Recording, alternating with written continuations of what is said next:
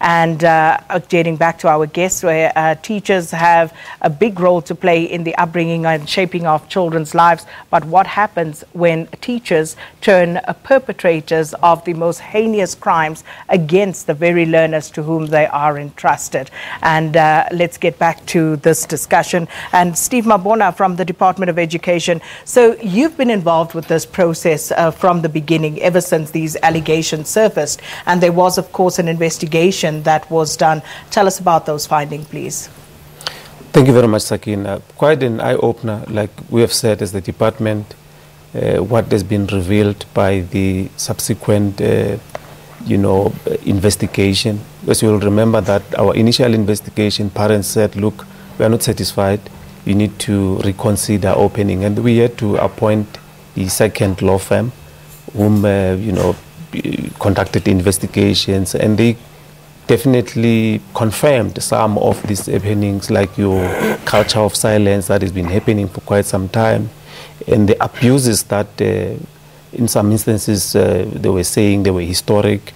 And the law firm said, look, an abuse, an assault should be reported. And that's why we have what we call your safety measure policy, which is supposed to be implemented in all our schools, to say the principal or the committee that is working with the principal should always make sure that they take cognizance of all those abuses that are reported and take necessary action. There's no excuse of not taking any action, and hence the MEC was very blunt and said, look, we have aired those children, and we apologize. And during our meeting with the parents, we said, look, we need them to build from what has transpired. Let's move on. Hence, he decided that we need to have a task team that will be going into all schools, especially your boys' schools, because there's this insinuation that probably there might have been, upbringing your boys, and they need not to talk about all these abuses and assault and all this initiation that is happening in these schools. We said they must stop, because they go and perpetuate abuse, which is really uncalled for in our system. Mr. Mabona, we know about the polo coach, Colin Rex, who's been in the news, hogging the headlines, but were any other teachers implicated? Look, the report revealed that there are some teachers who were implicated in not reporting, sexual activities or sexual assaults that were happening. So hence, there's a recommendation that those teachers must be charged. And we know that there's one teacher who's not in the employ of, like for instance, Parktown now, but the teacher is still in our employment in another school. So necessary charges will be conferred against that teacher. So all other teachers that we have already started with the disciplinary process, we are continuing with that. Remember, we have 2 teachers that we have removed already from the school, whom are actually reporting at the district office, and they will be there up until their case is finalized. And we understand that on the 13th and 14th of September, they will be appearing before the disciplinary process. We hope that it will be finalized and we'll have a way forward. Mr. Jim Pooley, one of the things that I'm picking up on from Mr. Mabona is he said the department has erred and needed to apologize to these learners, to their parents. Have you, as a school, as an SGB, apologized to these boys and their families? Yeah, well, first of all, I'd also like to echo the sentiments made earlier that as a school and as a Parktown community, we are also horrified by what happened. We don't condone it. It's not what the school is about. In terms of an apology, the new headmaster, Mr. Malcolm Williams, has issued an apology in line with MEC Lesufi, and we will be communicating that to the Parktown community today, and that apology is to obviously the students directly involved and their families. And what exactly is the school apologizing for?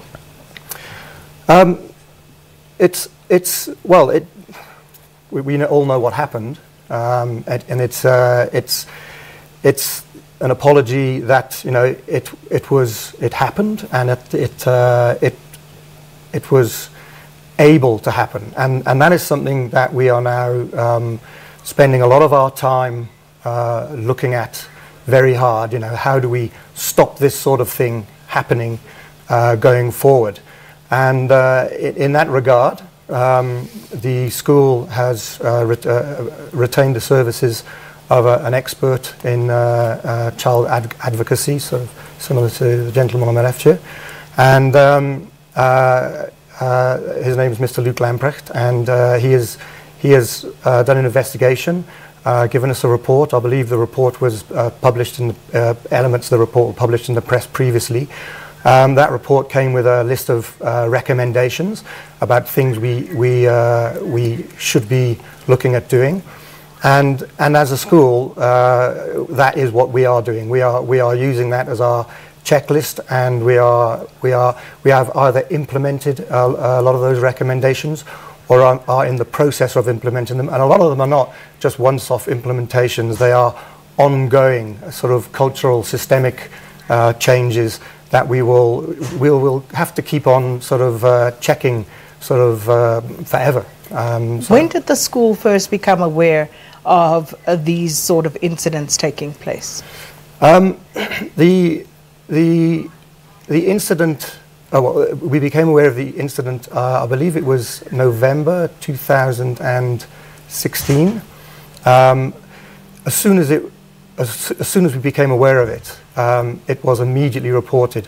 From what happened, I think, is the boarding master saw some CCTV footage, and he brought that to the attention of the then chairman of the SGB and the then headmaster, who also viewed it. I believe within 2 hours, the police had arrested Colin Rex, and he was off campus, and to my knowledge, he's never been back. So it was as soon as we, you know, became aware of it, it was acted on with the utmost speed, obviously. So there was no trying to brush it under the carpet. It was dealt with immediately. But it was obviously in Mbuyiselo, Botha, not the first time that there had been complaints, you know, either of, you know, other actions against learners that went against the conduct, the code of conduct for schools. So you spoke earlier about this culture of silence. Yeah. What makes it so difficult for learners who are clearly wronged within the schooling environment to actually report these acts? Well, I would have thought Steve and the colleague here would have spoken about, before I answer the question, that look, this is in the report. One of the things that the law firm talks about, Sakina, is the intergenerational. That look, and then I thought he would have been able to say, look, this has been going on for many, many years. But what then makes it to continue, festering, growing, it's because, and if you ask your question, why is it this is silence? What causes it is that it's about shame, it's about stigma. Now, it means, Sakina, that in the same house, you may find that there has been a brother or other brothers who went to the school, who went through the same thing. Now, you would be, there are two things would happen. If you speak out, you would be punished. And the punishment does not have to be physical, but is that you would be ostracized.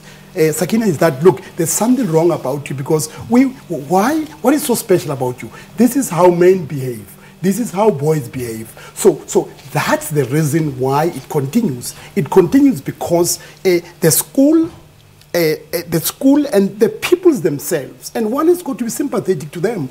The boys in that school, they must be going through a lot of heart-wrenching, emotional, turmoil. Sakina, imagine that you are constantly fondled. You are you're being, abused. There's the invasion of privacy. But you know that you come back. There are also other teachers in the school who make fun of it, who makes it to look frivolous in front of others, who jokes about it, who make those that have spoken to look like there's something wrong about it. Jim Pooley? Yeah, look, I think what you're talking about is the secondary victimization that's been alleged, and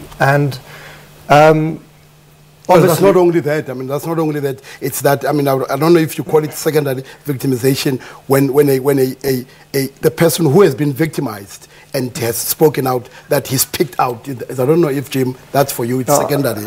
I would have a problem with that. Yeah. Well, okay. I think the term secondary victimization is what's been coined maybe in the press in terms of the children who have been directly affected by the Colin Rex incident were again picked out, and those were some of the allegations. And obviously, again, you know, sort of as a school, we do not condone that. In fact, we condemn it.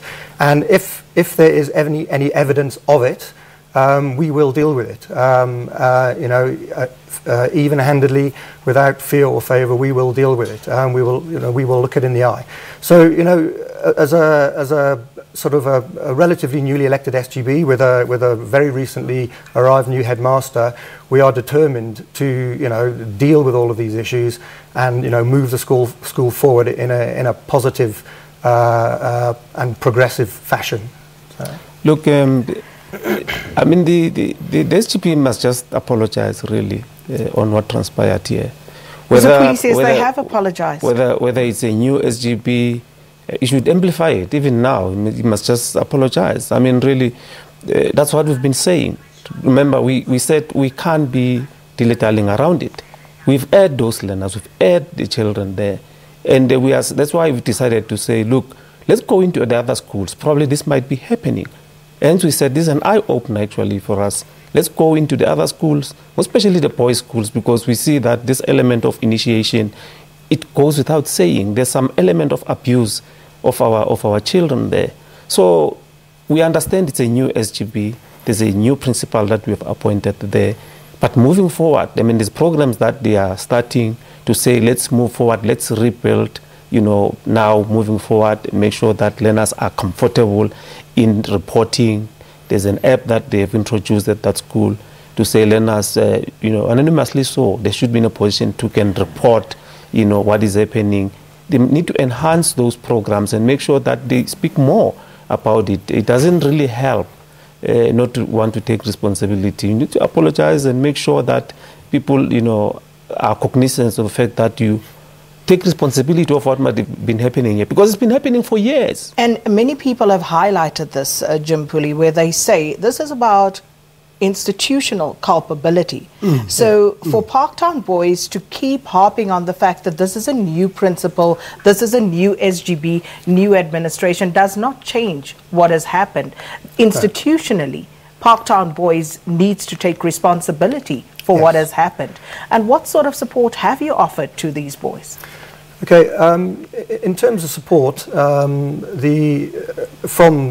soon as the incident was identified, and as the boys, you know, their identities became known, counselling was obviously offered and support was offered to those boys, and where it's required, that is still being offered today and delivered today by the school. Knowing what you know, why didn't you make that a blanket offering? Because it is evident that there are boys who will not come forward, because there is this culture of silence that prevails. Okay, well, in terms of a blanket offering, one of the other things the school has done is we've hired a full-time counsellor who works at the school, so any student is able to go and see a counsellor at any time. In terms of the code of silence, again, you know, it's not something that school condones. It's not something that's taught at the school. And in fact, we encourage learners to come forward and speak. You know, and we've also done things like Steve mentioned. We've implemented a Guardian app, which is an anonymous reporting app. The guys can put the app on their phone. They can send in a complaint about anything. They can send anything to this, and that is anonymous. And then the Guardian company reports it back to the school so that the school can take action. So that's in place as well. And speaking about institutional culpability, I'll come to you in a moment, Mbuyiselo. Steve, as we said, there have been other incidents around Gauteng of sexual abuse and other abuses against learners. As the department, you know, what have you done in order to support children across this province so that they have somewhere that they can go? Look, we actually have what we call, psychosocial unit. The team visit, all the schools just to support them, including Parktown. We have offered, additional support, because remember, we work very closely with your teddy bear clinic and the social development. So if we don't have enough employees, we then go to social development and work with them to say, let's visit the schools and make sure that we support them. So the support has been there. Hence, your implementation of safety measure policy. In that policy is very clear. There's a committee that is responsible for safety, looking at everything: sexual assault, rape, bullying, because bullying is quite a challenge as well. Looking at all those elements, they know what to do if they need assistance, because the school must take responsibility. Because if these things are reported to them, they should be saying, this is where we are moving. They can't be saying, we don't know what to do. The policy is there, guiding them on who to interact with. But if there's an abuse, police is the first point of departure. You can't have an excuse to say you did not know what to do. There are many interesting facets here, because Mbuyiselo, as I come to you, you have the Child Act, you have the Schools Act. There are so many acts that come into play here, and all of those, would actually implicate quite a few more people in terms of what's happened to some of these children. Because if you are aware of abuse being perpetrated against learners and you keep quiet, that implicates you in that crime. Absolutely. But I wanted to say to Steve and to the department and to South Africa general, when Sakina, that it's not enough. I mean, he talks about, Steve, good and well and good psychosocial unit. It's not enough, because you know what it does. You're firefighting. You respond because, and imagine how many schools we don't know of who don't have the resources that Parktown Boys has. Imagine what's happening out there. The stories must be horrendous, must be horrific. Good that, again, it's about elitism. We talk about it because there's been the newspapers. But if you go to Mkanduli, if you go to Bizana, the picture may look bleak. But what's the point I'm making? The point I'm making, the psychosocial unit, why is it that, and I made this call to Leon 2-3 years ago, that why is it that you don't have full-time? Parktown has appointed, well and good, just after we closed the stable when the horses bolted. Why is it that you don't have, Sakina, full-time social workers at each and every school? I want any South African to look at me in the eye, the clear conscience, and say, but look here, we don't have money. There are no resources. And I said in my opening, we know that that's a lie that can't be sustained. The point I'm making is that all of these things are good, but it's going to be very critical as South Africa to say, Dadepanyaza, me social development. It's really important to say, where do we put our money? Do we put our money where our mouth is to ensure that teachers are able to do what they're best trained for, which is to teach? Well, and we're going to have to leave it on that note, and it's an important one that Mbuyiselo Botha makes, because if we accept that schools are a microcosm of broader society, then evidently all the ills that we see in broader society will manifest in our schools, as has been evidenced. So, going forward, what needs to be done, and also your views on this, always welcome at Morning Live SABC. Let's take a break.